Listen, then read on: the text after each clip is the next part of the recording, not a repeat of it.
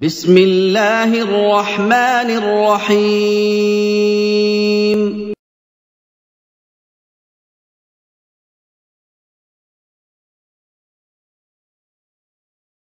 کہتے ہیں کہ اور گپ دیکھیں، حضرت آدم علیہ السلام نے ہندوستان سے پیدل چل کر 1000 حج کیا تھا، نعوذ باللہ۔ ہاں زکریا صاحب کو تو یہ بھی بیان کر، میرا خیال ہے دیوبند اور سہارنپور کے راستے سے گئے ہوں گے، نہیں؟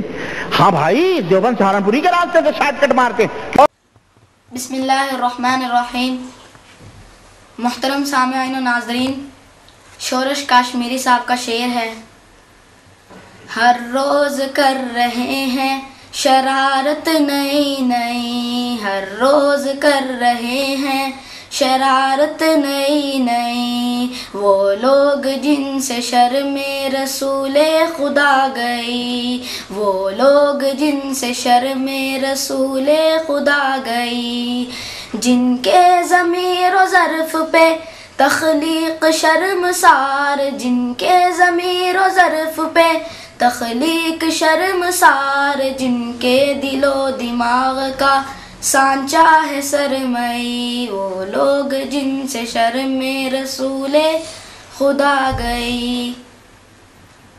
محترم سامعین و ناظرین، آپ نے سنا کہ انکل معراج نے حضرت آدم علیہ السلام کے ہندوستان سے 1000 حج کرنے کو گپ کہا اور نعوذ باللہ پڑھا، نیز اس نے اس بات کا مذاق اڑاتے ہوئے کہا کہ دیوبند سہارنپور کے راستے سے گئے ہوں گے۔ حضرات سامعین کرام، انکل معراج حدیث دانی کے بڑے بڑے دعوے کرتے ہیں، ان کے دعوے انہی کی زبانی سنیں، جس پر میں اپنا تبصرہ بعد میں کروں گا۔ ایک سال میں بخاری، مسلم، ترمذی، ابو داؤد، نسائی، ابن ماجہ، موطا امام مالک، موطا امام محمد اور پتنی معانی پتنی اور بھی 10 حدیث کی کتابیں ایک سال میں پڑھائی جاتی ہیں۔ دارالعلوم دیوبند کے اندر، دارالعلوم جتنے بھی ہمارے مدرسے ہندوستان، پاکستان، بنگلہ دیش کے اندر ہیں، مولویوں کے اللہ کی قسم جا کے کسی بھی عالم سے پوچھ لو کہ دور حدیث کس کو کہا جاتا ہے اور کس طرح سے دور حدیث کرواتے ہیں یہ لوگ، الا من رحم اللہ۔ بعض مدارس ہیں الحمدللہ آج بھی موجود ہیں، الحمدللہ وہ 4 سال 5 سال بخاری اور مسلم کی تعلیم دیتے ہیں، تب ان کے بچے تعلیم حاصل کرتے ہیں، تب ہم جیسے فقیر نکلتے ہیں حدیثوں کو پڑھنے والے، اور تم جیسے گدھے نکلتے ہو جنہیں حدیث کا پتہ اور علم نہیں ہوتا ہے۔ محترم سامعین، میری آئندہ گفتگو سے آپ اندازہ لگا سکیں گے کہ معراج غیر مقلد کا دعویٰ اپنے منہ میاں مٹھو بننے کے مترادف ہے۔ اے خطیب بے لگام، اے معراج بد زبان، تو نے حضرت آدم علیہ السلام کے اس واقعے کو گپ کہا، تو نے اس کا مذاق اڑایا، کاش کہ شیخ الحدیث مولانا زکریا رحمۃ اللہ علیہ پر پھپتیاں کسنے سے پہلے تو نے اس بات کا حوالہ بھی دیکھ لیا ہوتا کہ انہوں نے اس واقعہ کو ذکر کرنے کے بعد ترغیب کا حوالہ بھی دیا ہے، جس سے ان کی مراد امام منذری رحمۃ اللہ علیہ کی کتاب الترغیب والترہیب ہے۔ امام منذری مشہور محدث ہیں۔ محترم سامعین و ناظرین، اب میں آپ کو اس حدیث کا ترجمہ سناتا ہوں جو امام منذری رحمۃ اللہ علیہ نے ترغیب میں ذکر کی ہے، اور وہی مولانا زکریا صاحب رحمۃ اللہ علیہ نے نقل کی ہے۔ حضرت عبداللہ ابن عباس رحمۃ اللہ علیہ سے روایت ہے کہ نبی اکرم صلی اللہ علیہ وسلم نے فرمایا، بے شک آدم علیہ السلام ہندوستان سے 1000 بار کعبہ تک آئے، وہ پیدل آئے، سوار ہو کر نہیں آئے۔ حوالے کے لیے ملاحظہ ہو کہ امام منذری کی کتاب الترغیب والترہیب، کتاب الحج، باب الترغیب والحج والعمرہ۔ حضرات سامعین و ناظرین، میں آپ سے آپ کی ایمانی غیرت کے نام سے پوچھتا ہوں کہ جو معراج غیر مقلد اس حدیث شریف کو گپ کہے، اس کے بارے میں آپ کیا فیصلہ صادر کریں گے؟ کہ آئندہ ایسے گستاخ حدیث شخص کی تقریریں سنیں گے یا اس کو جوتے ماریں گے؟ محترم سامعین، انصاف سے بتائیں، جو شخص حدیث شریف کو گپ کہے وہ اہل حدیث ہے یا منکر حدیث؟ محترم سامعین، یہ معراج غیر مقلد فرقہ پرستی اور تعصب کے جنون میں مبتلا ہے، اور اس نے اپنے مخالف پر تنقید کرتے ہوئے حدیث شریف والی بات کو بھی گپ کہہ دیا۔ اب اس کی سزا آپ خود ہی تجویز کریں، اور جو معراج خود کو حدیث دان اور دوسروں کو گدھا کہہ رہا تھا۔ اب آپ ہی فیصلہ کریں کہ معراج ربانی حدیث دان ہے یا گدھا۔ یقیناً معراج غیر مقلد ہی گدھا ہے۔ حضرات سامعین، میرا دل لہو لہو ہے۔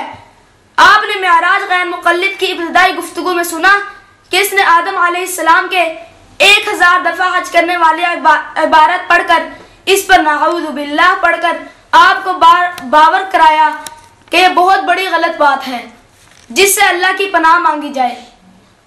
محترم سامعین، جب یہ مضمون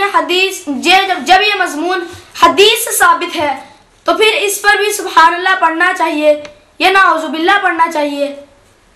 اب اس گستاخ معراج کے آڈیٹوریم میں موجود سامعین اور مداحین نے فیصلہ کرنا ہے کہ جو شخص حدیث شریف کے بارے میں ڈٹائی کے ساتھ بد زبانی اور گستاخی کرتا ہے اور اپنے سامعین کو مس گائیڈ کرتا ہے، کیا آپ اس پر اعتماد کریں گے؟ نیز کیا ایسا خائن شخص باقی باتوں میں آپ کو مس گائیڈ نہیں کرے گا؟ جب آپ اس کی غلط بیانیوں کی نشاندہی نہیں کر سکتے تو نہ جانے اس کی کتنی غلط باتوں کو آپ صحیح سمجھ رہے ہوں گے۔ کیا آپ ایسے شخص کو اس قابل سمجھتے ہیں کہ پھر بھی اس کی تقریریں اور سیڑیاں سن کر مزید غلط فہمیوں میں مبتلا ہوں؟ حضرات سامعین، آپ نے اس معراج مسخرے کی ابتدائی گفتگو میں سنا کہ اس نے حضرت آدم علیہ السلام کے پیدل حج کرنے والی بات کا مذاق اڑایا اور کہا کہ وہ دیوبند اور سہارنپور کے راستے سے گئے ہوں گے۔